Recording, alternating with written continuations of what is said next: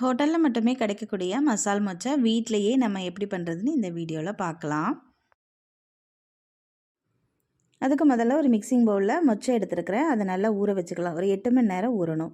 அதை நான் இப்போ குக்கரில் சேர்த்துட்டு நம்ம தேவையான அளவுக்கு தண்ணி ஊற்றி வேக வச்சு எடுத்துக்கலாம். ஒரு 8 விசில் வர அளவுக்கு வேக வச்சு எடுத்துக்கோங்க.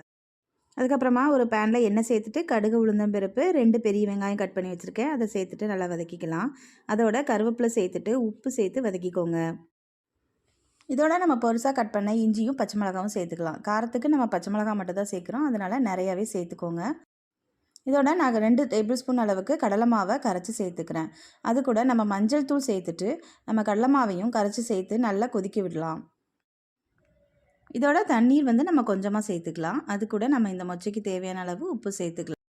கடலை மாவு நல்லா வேகணும். அதுக்கப்புறமா நம்ம வேக வச்ச மொச்சையை சேர்த்துட்டு நல்லா கிளறி விட்டுக்கலாம். கடைசியாக கருவேப்பிலை கொத்தமல்லி சேர்த்துட்டு இறக்கிடலாம். சுவையான மசால் மொச்சை ரெடி.